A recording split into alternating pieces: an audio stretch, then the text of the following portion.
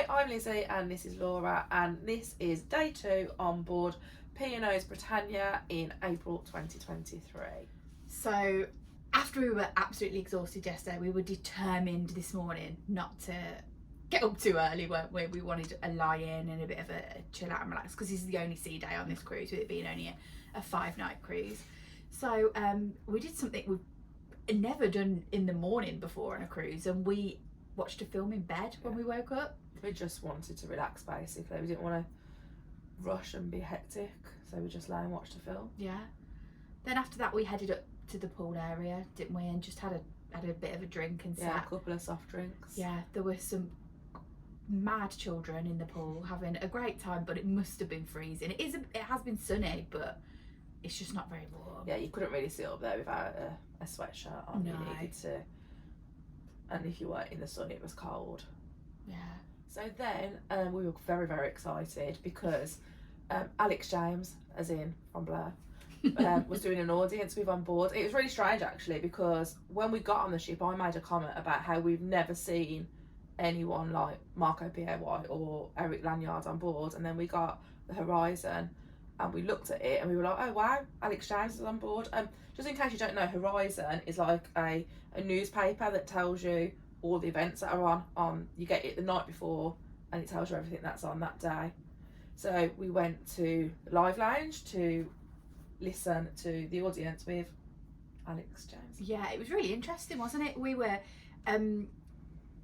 enjoyed listening to his stories. He was funny. We heard a bit of the Blur versus Oasis gossip and just loads of insight about his life. And the member of entertainment's team was the entertainment's manager, wasn't it? Yeah. Who was leading it. She was so good at like directing the questions and making sure that he stayed on track, that kind of thing, and did a bit of an ask around the audience as well. Asked a few questions from people that were sat in the audience. There was some big Blur fans in the room as well, so some people that were really excited by it. Like I commented to Laura as we sat down, I said I used to have a poster of him on my bedroom wall.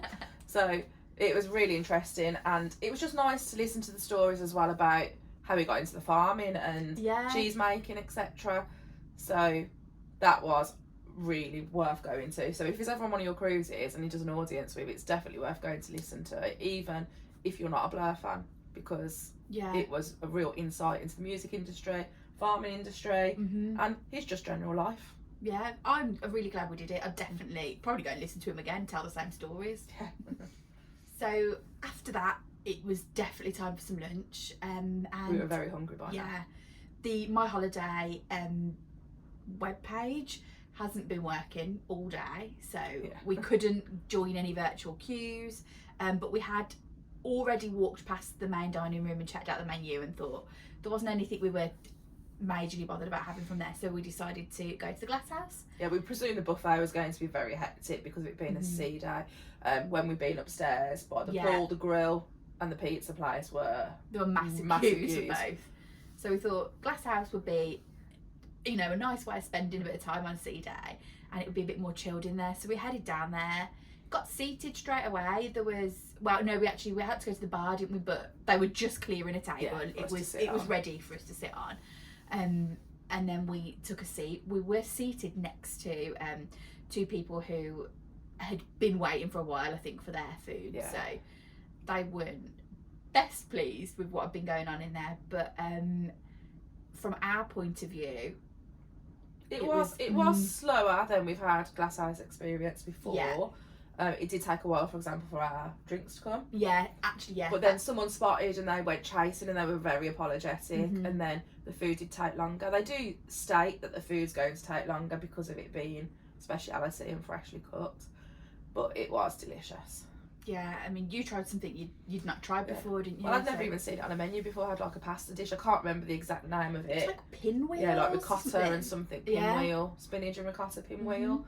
And it was really nice. And you had your favourite. Yeah, I had the like the 3 small plates on their little platter, and then we had another small plate that we shared as well, just because, you know, you're on holiday. As I said before, Laura likes sticking with what she knows. Yeah, I do. But those king prawns on that small plates are just the best thing I think I've ever eaten. I'd feel like it was criminal to go to the Glass House and not eat them. So then after lunch, we just took a wander up to the Crow's Nest, sat and watched the world go by. Yeah. Had another couple of drinks up there. Looked like it had been really busy Yeah. in there just before we'd arrived, didn't it? Like there were lots of tables with glasses left on, and there weren't very many staff in there, whether they were just sort of doing a bit of a changeover. Because there started to become more staff just before we left there, and we noticed that as we walked in, on the door it said that dress code applied from 6 o'clock because it was celebration night, and we saw people starting to come in from about 5:15 in formal wear. So I always love that time when you're sitting there in jeans and then other people are coming in formal wear. It just feels like such a mishmash, a crossover of life, but it's so entertaining to see. So yeah, we just enjoyed a bit of a relaxing time up there, and then we headed back down to our cabin to start getting ready for formal night.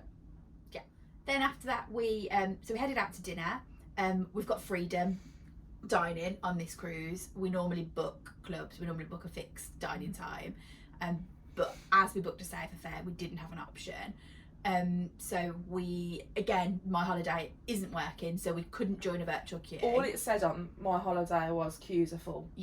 So on every single restaurant you couldn't join a queue. So we headed down to the dining room and we approached the desk. There was one person in front of us, wasn't she? But she was waiting for family members to join. Then we carried on in and said, there were two of us, we needed a table for two. And the person taking details said to us, if you just stand to the side for 10 to 15 minutes, I'll find you a table. Or you can take a buzzer and that will be a 45-minute wait. We were like baffled. So we were a bit like, I don't know if our faces gave it away. We really didn't want to stand there for 15 minutes in heels either. So then I said, we don't mind sharing a table with somebody. And he went, okay, follow me. So we followed him and then got put straight onto a table for two. Yeah, a nice table for two by window as well. So it was just, all in all, a bit confusing. We weren't really sure what was going on, but we were seated really quickly. And the people next to us actually were talking, saying that they'd been given a pager and they were seated pretty much just after us.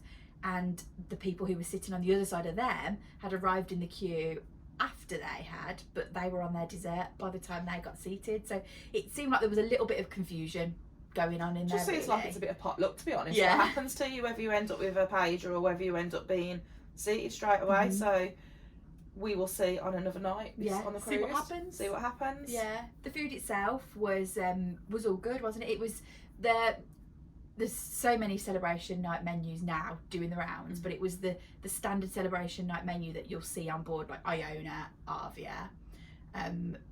So it was the non-beef Wellington menu, which upsets Lizzie. So I had goat's cheese to start, a lobster and prawn main, and then passion fruit sorbet.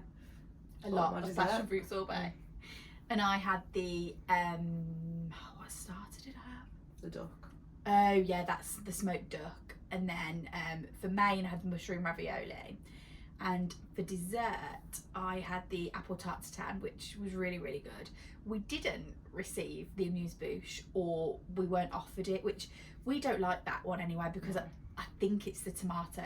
It was, because I saw someone else get it on a different table. But we weren't even offered it, so that was a bit weird. I suppose it just meant that there was nothing that separated that night from a normal night. And then we got asked if we want coffee. Now we don't drink coffee, so we said no thank you. And normally you might get bought a little chocolate or something, but we didn't get anything like that bought to us either. No. So, and also it was slower than we've experienced before. It was in a dining room. Our sort of drink service was fine, wasn't it? But the table next to us had a lot of confusion with theirs. They were initially bought the wrong drink, and then they were into their mains, weren't they, before their actual drink arrived. But so we managed to get 2 glasses. Yeah, for some reason we were quite lucky with that. But yeah, it just felt a little bit.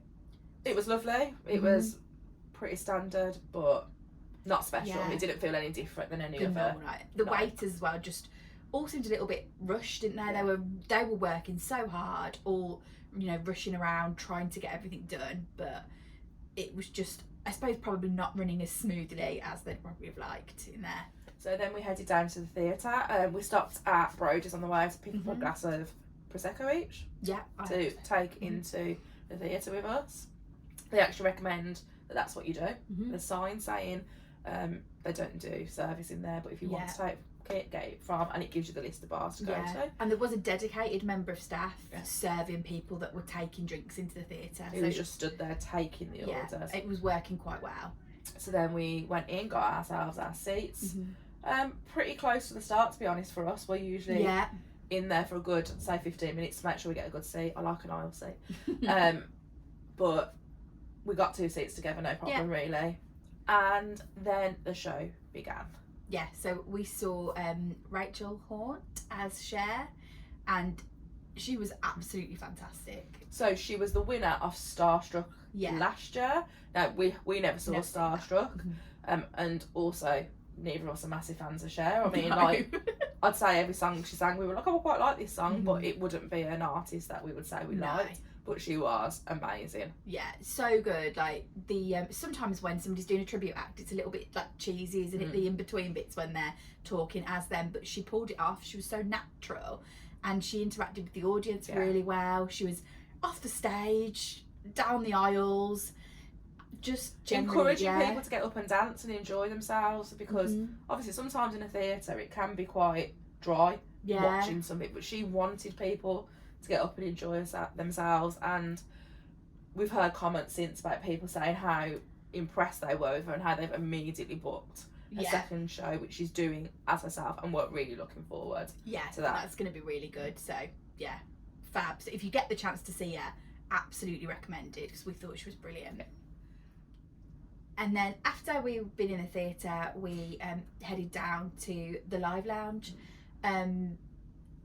We did actually manage to sit in there a bit, unlike the previous night.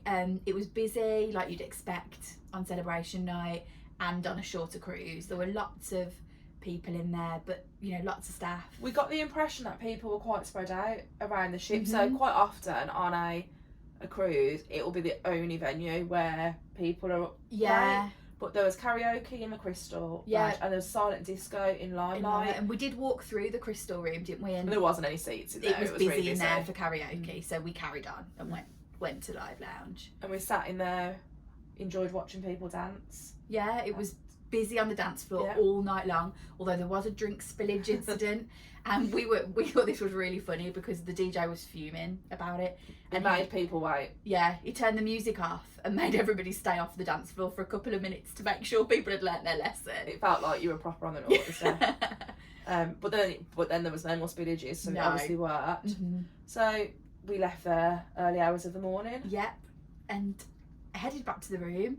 And we, when we got back to the room, there was a nice little surprise. We had an Easter card from P&O, which we've cruised now during Easter. I can't remember. We think this is our 4th time. Yeah, which is terrible that we can't remember, but multiple times anyway. And we've never received anything on board before. Never really seen any fuss made about it being Easter egg. The only thing we've ever noticed before is that all the children seem to get given Easter eggs, which disappoints us. Yeah, we'd love one.